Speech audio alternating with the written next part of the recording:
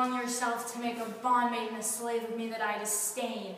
But for these other goods, unbind my hands, I'll pull them off myself. Ye all my raiment to my petticoat, or what you will command me I will do. So well I know my duty to my elders. Of all my students here I charge thee tell, whom thou lovest best, see thou dissemble not. Believe me, sister, of all the men alive, I never yet beheld that special face, which I could fancy more than any other. Many thou liest, is that not Hortensio? If you affect him, sister, here I swear I'll plead for you myself, but you shall have him. Oh, then be like you to fancy riches more, you will have Gremio to keep you fair. Is it for him you do envy me so? Nay, then you jest, and now I will perceive you have but jested with me all this while. I prithee, sister Kate, untie my hands. If that be jest, then all the rest was so. Why, how now, dame, whence grows this insult? Bianca, stand aside, poor girl, she weeps. Go ply thy needle, meddle not with her. For shame, thou holding with devilish spirit, why dost thou wrong her, that did near wrong thee? When did she cross thee with the bitter word? Her silence flaunts me, and I'll be revenged. What in my sight, Bianca, get thee in. What, will you not suffer me? Nay, now I see she is your treasure. She must have a husband, and I must dance barefoot on her wedding day. And for your love to her, lead apes in hell. Talk not to me, I will go sit and weep till I can find occasion of revenge. A pretty Pete, it is best. Put finger in the eye, and she knew why. Sister, content you in my discontent. Sir, to your pleasure, humbly I subscribe. My books and instruments shall be my company, on them to look and practice myself. Hark, Tranio, thou mayst hear Minerva speak. Signor Baptista, will you be so strange? Sorry am I that our goodwill affects Bianca's grief. Why will you mute her up, Signor Baptista, for this fiend of hell, and make her bear the penance of her tongue?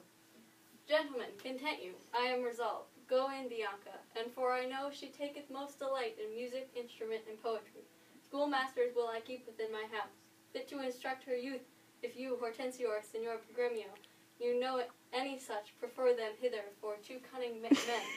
I will be very kind and liberal to mine own children in good bringing up. And so farewell, Catherine. You may stay, for I have more to commune with Bianca. Why, and I trust I may go too, may I not? What, shall I be appointed hours, as though be like I knew nothing, not what to take and what to Gentlemen, leave? content you, I am resolved. Go in, Bianca, and for I know she taketh most delight in music, instrument, and poetry. Schoolmasters will I keep within my house, fit to instruct her youth. If you, Hortensio or Signor Grumio, you know any such, prefer them hither for two cunning men. I will be very kind and liberal to mine own children in good bringing up. And so, farewell. Catherine, you may stay, for I have more to commune with Bianca. Why, and I trust I may go too, may I not? What, shall I be appointed hours, as though belike I knew not what to take and what to leave? Ha! One, go. In the play The Taming of the Shrew by William Shakespeare, the passage we performed develops the idea that language is power.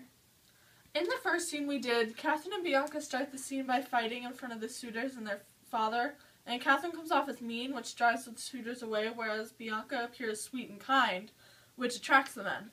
In the second scene, Catherine strikes Bianca instead of talking to her, which makes her... In the first scene, Catherine portrays Bianca as a kiss-up, and that she'll do whatever she has to do to get what she wants. Bianca exclaims that Catherine's happy when she is not, and that she will please her father and go to her room and play her instruments by herself. Lucentio speaks to Tranio, who is not joined in the scene about Bianca, who he compares to Minerva, the Roman goddess of wisdom and warcraft. Then Hortensio asks Baptista if he'll be so unfriendly because they caused Bianca's unhappiness. Gremio asks if Bianca will be married before Catherine. Bianca then says that he has his mind made up and that he says Bianca should leave. And he will buy her scholars to teach her of music, instruments, and poetry because he likes that. He'll keep them in his home. He then asks the men if they know of any, and if they do, to tell him. He then tells Catherine to stay because he must talk to Bianca. Then Catherine says that she can go too because why should he have to tell her what to do? In the second scene, Catherine tied up Bianca to get her to talk. Bianca tells Catherine to not wrong her or herself. She then says not to make a slave of her and to untie her hands or she will break the bonds herself. Catherine asks and almost threatens Bianca to tell her which suitor is her favorite.